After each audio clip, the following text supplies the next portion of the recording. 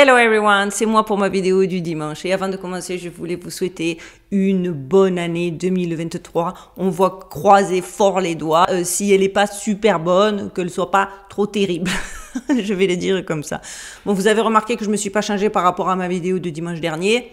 C'est pas que j'adore mon pull et que du coup je le squatte, c'est que forcément j'ai enregistré les deux vidéos le même jour. Donc s'il y a des updates à faire, désolé, si des informations sont périmées, désolé aussi, mais je ne pouvais pas me résoudre à laisser passer 2 semaines sans prendre des nouvelles de vous et sans vous faire de vidéos.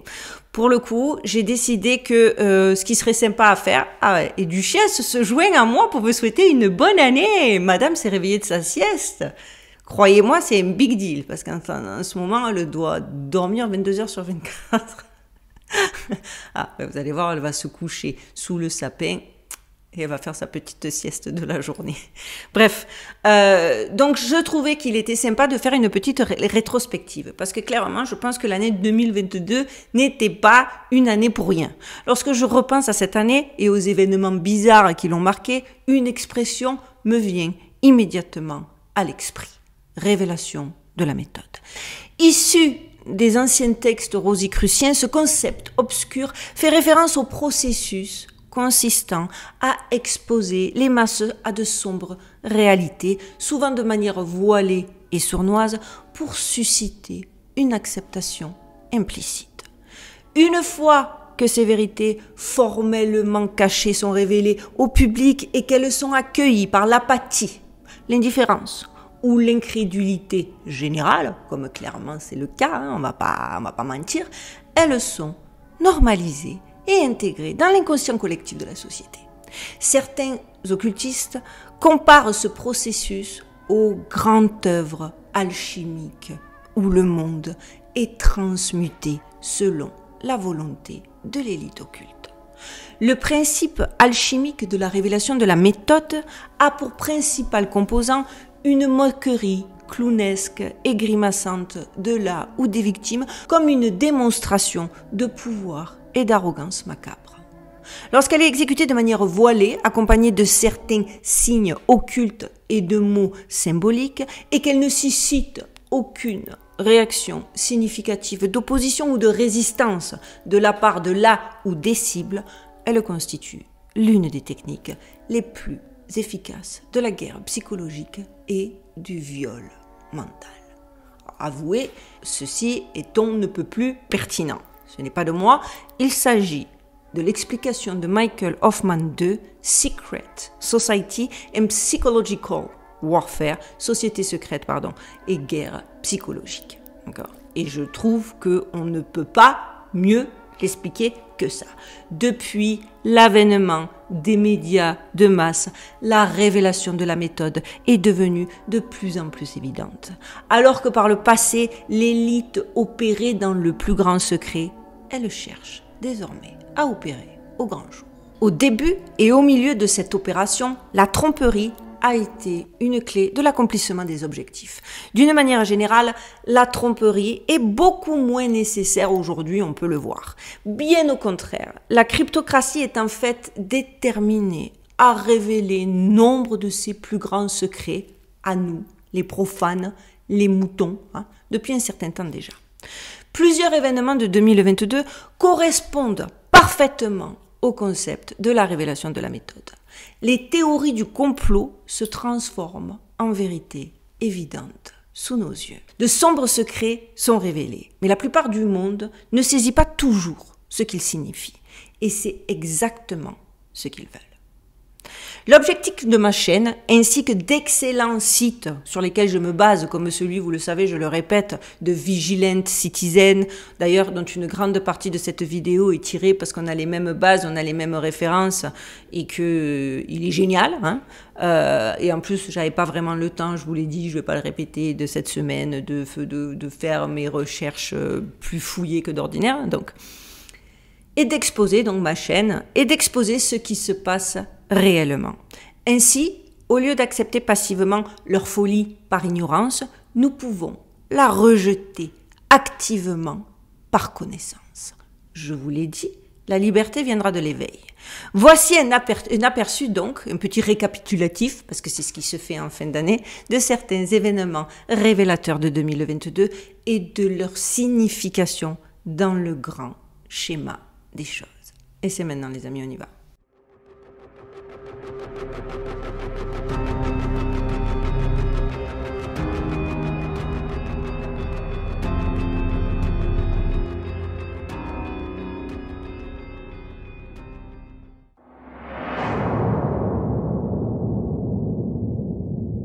Alors, faut avouer, celle-là, plus flagrant que ça, tu meurs. Depuis des années, pour moi un peu plus de 3 ans, des sites, des blogueurs, des lanceurs d'alerte et autres écrivent sur l'obsession de l'élite occulte pour le cannibalisme et la consommation de sang.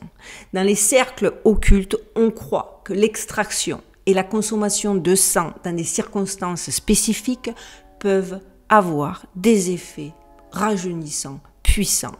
Et la puissance est multipliée lorsque le donneur est jeune. Alors ça, pour les sceptiques, s'il y en a, ne commencez pas à monter vos grands chevaux en disant que c'est du délire, parce que ça existe depuis la nuit des temps. Les sacrifices de vierges, les sacrifices d'enfants, le sang qu'on boit, ça existe depuis des temps immémoriaux même. Et je suis pas en train de dire que ça marche, encore que. Mais s'ils le pensent, qu'est-ce qui vont l'empêcher de le faire? Vous me suivez? Donc arrêtez comme argument, mais ils vieillissent, mais peut-être que ça marche pas et qu'ils continuent. Il y a plein de choses qu'on continue de faire au quotidien dans l'espoir que ça marche, même si effectivement ça marche pas si bien. Donc ces pratiques, je le répète, n'ont rien de nouveau. Et pour ceux qui ne le croiraient toujours pas, allez voir ma vidéo sur Elisabeth Pathory et sur l'AD. Je peux pas l'écrire, que je vous mets en barre de description de cette vidéo pour ceux qui ne l'auraient pas vu, parce que certaines de ces vidéos ont été d'ailleurs strikées sur YouTube et ne sont dorénavant disponibles que sur Odyssée. Donc, malgré ces faits, les médias de masse ont ridiculisé cette théorie du complot. Pourtant, en 2022, nous avons eu droit à des déclarations comme celle de Megan Fox, qui a carrément dit qu'elle buvait du sang lors de rituels. Lors de son interview avec le magazine Glamour, elle a déclaré « Mais oui, nous consommons le sang des autres à l'occasion, uniquement à des fins rituelles. Il est utilisé pour une raison et il est contrôlé. Nous versons quelques gouttes de sang et chacun le boit. » Combinez l'obsession très médiatisée de Megan Fox pour le sang avec les innombrables films récents tournant autour du cannibalisme et vous obtenez un cas évident de révélation de la méthode.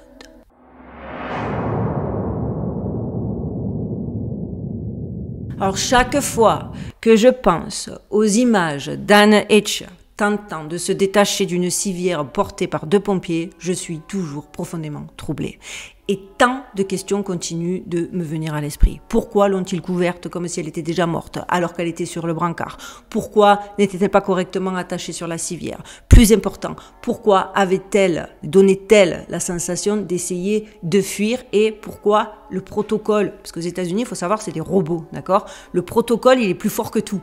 C'est-à-dire, même s'il y a une logique et que la logique voudrait que tu ailles contre le protocole, ils suivent le protocole à la lettre. Donc, et pire encore, quand c'est des trucs médicaux. Parce que la peur du procès est omniprésente. Donc voilà, pourquoi normalement il n'y a pas les paramédics, tu déclares pas la mort sur place, tu dois la déclarer à l'hôpital. Pourquoi? Comme d'habitude, les médias ont rapidement conclu que le comportement erratique de Heche était dû à la drogue et ou à l'alcool, bien que les témoins aient affirmé le contraire. Quelques mois après l'accident, le coroner a conclu que Heche n'était pas sous l'influence de drogue ou d'alcool. Alors si Heche était sobre ce jour-là, que s'est-il réellement passé? Pourquoi a-t-elle agi de la sorte? Il semble que nous ayons été encore une fois témoins du sacrifice d'une autre célébrité.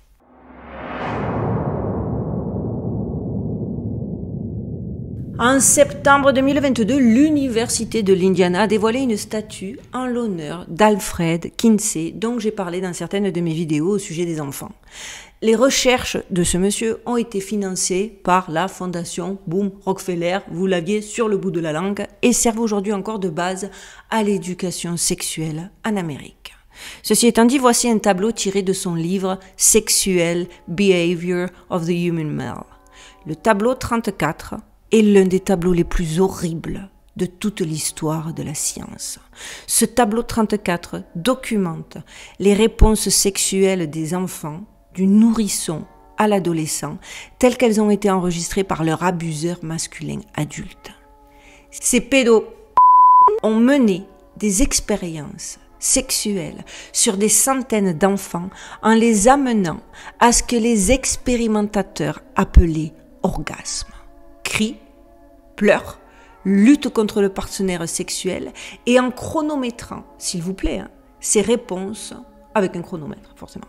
En bref, vous l'aurez compris, le tableau 34 enregistre rien de moins que l'abus systématique de plus de 300 enfants âgés de 5 mois à 14 ans.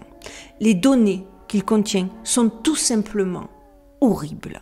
Comment un bébé de 11 mois peut-il avoir 14 orgasmes en 38 minutes, à moins que ce soit le résultat uniquement d'une torture pure et simple. Tout cela étant dit, l'université de l'Indiana a tout de même dévoilé une statue célébrant Alfred Kinsey. Pourquoi ? Parce que l'élite occulte est pédo et qu'elle veut que sa culture malade soit célébrée.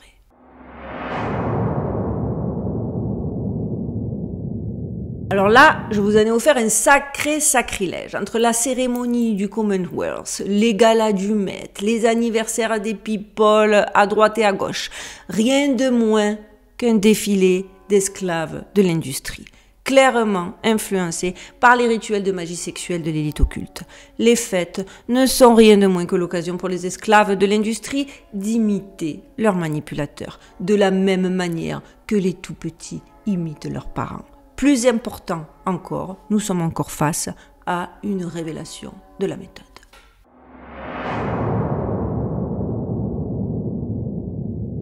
Dans de nombreuses vidéos, je vous ai expliqué comment les people doivent sacrifier un être cher pour atteindre un niveau supérieur dans l'industrie. J'ai également exposé les manipulateurs qui contrôlent les célébrités de manière extrême. Alors que ces affirmations étaient considérées par beaucoup comme des théories du complot farfelues, Kanye West l'a dit en termes non équivoques. Ma mère a été sacrifiée. Il a également mentionné le père de Michael Jordan, le fils de Bill Cosby et le fils du Dr. Dre, tous morts dans des circonstances mystérieuses. Selon lui, ces sacrifices sont effectués pour contrôler et traumatiser.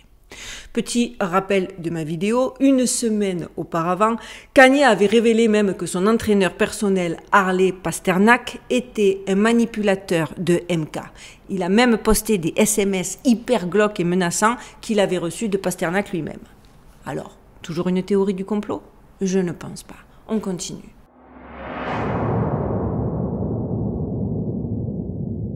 Balenciaga a lancé une campagne publicitaire tellement ignoble que tout le monde a dû se taire et regarder la vérité en face. Même le New York Times. Dans une série de photographies bouleversantes, les génies de Balenciaga ont fait apparaître des enfants tenant des animaux en peluche, portant des tenues BDSM, ainsi que d'autres objets hautement symboliques autour d'eux. Pour aggraver les choses, d'autres photos contenaient en fait des éléments qui ne peuvent décemment pas. Et ça, je le répète parce que j'ai quand même eu, pas beaucoup, mais j'ai eu deux gars dans mes commentaires qui ont essayé de justifier les tableaux et qui ont essayé de justifier que aujourd'hui on censurait tout, on voyait tout du mal. Non, non. Il y a des éléments à travers différentes et nombreuses campagnes publicitaires qui ne peuvent, je le répète, décemment pas laisser place au doute. Comme, par exemple, une décision de justice concernant la pornographie infantile qu'ils ont balancé, genre c'était une erreur, le studio qu'on a utilisé avant c'était le studio d'un film, donc forcément c'était les documents du film qui traînaient là. Alors pour avoir un petit peu travaillé dans cette industrie là, je peux vous le dire et je peux vous l'affirmer, et pour avoir encore des amis qui y travaillent, le détail, il passe en revue 17 000 fois les endroits. Il n'y a aucun détail qui est laissé pour compte. D'accord ? Ce n'est pas possible. Ce genre de choses n'est pas possible. Je vous assure. Je vous assure, entre les assistants, des assistants, etc., il y a un quadruple ou centuple contrôle. D'accord ? Heureusement, dans l'affaire Balenciaga, on a pu assister à des réactions négatives quand même de toutes parts. Même Si certains ont d'abord fait le dos rond, pensant que ça allait se tasser, comme les Kim Kardashian et autres. Mais non, la marque a même dû s'excuser. Preuve, les amis, que les gens se réveillent. Et c'est pour ça que nous allons continuer en 2023.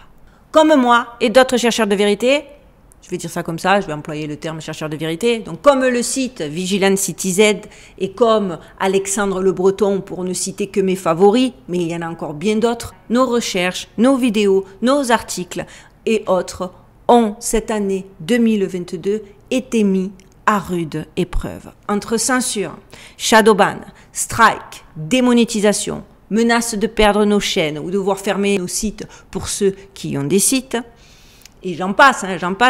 L'absurdité de la situation m'a vraiment perturbée et j'ai réalisé que la citation à une époque de tromperie universelle, dire la vérité est un acte révolutionnaire, est plus vrai que jamais.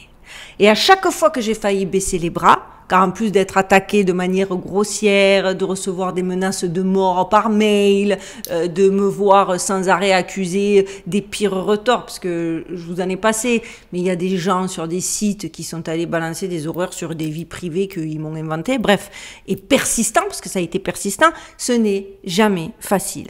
Et quand en plus de ça, des fois, on vous supprime des vidéos sur lesquelles vous avez passé un temps fou, parce que je le répète, ça me prend énormément de temps, eh bien, souvent, tu le mouillais plus, quoi. Et à chaque fois que je me suis sentie démotivée, vous avez été là.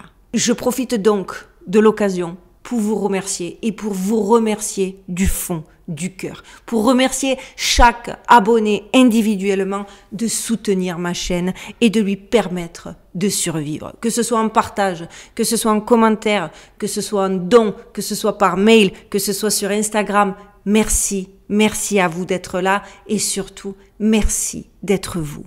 Et je pense que la meilleure façon pour moi de vous remercier est de travailler encore plus dur sur de nouvelles vidéos. Peut-être même lancer moi aussi mon propre site pour pouvoir contourner la censure et vous présenter des vidéos encore plus percutantes, avec des articles encore plus fournis. Vous fournir le contenu percutant que vous recherchez et dont nous avons tous besoin. Grâce à votre soutien, c'est exactement ce sur quoi je vais consacrer mon année 2023. Non seulement je continuerai à publier des vidéos sur un large éventail de sujets, mais je vais essayer de me diversifier. Je vais voir comment, hein, je vous avoue, je suis peut-être dans le flou. Parce que cette année a confirmé beaucoup de choses et nous en verrons sûrement d'autres ensemble en 2023. Je serai là pour décrypter tout cela avec vous et je ferai de mon mieux, encore une fois je le répète, pour vous fournir des informations vitales dont nous avons besoin pour naviguer tous ensemble en ces temps étranges. En attendant les amis, je vous remercie encore, je vous souhaite une bonne, une douce, une merveilleuse année. Je vous donne rendez-vous pour une prochaine vidéo en 2023. En attendant, vous connaissez le système, parce que comme je suis revenue sur des sujets un petit peu tendus, on like, vous le faites tout le temps, et merci, on commente, vous êtes au top, on partage, génial. Pour les petits nouveaux, on s'abonne. Je ne sais pas si j'aurais dépassé les 50 000. Si j'ai dépassé les 50 000, merci pour ce cadeau. Et les amis, on ne baisse pas les bras, on est tous ensemble, plus on est nombreux, plus on est fort. Voilà, c'est fini pour moi. Je vous embrasse fort, et n'oubliez pas, prenez soin de vous, prenez soin de vos proches et surtout, stay safe les amis.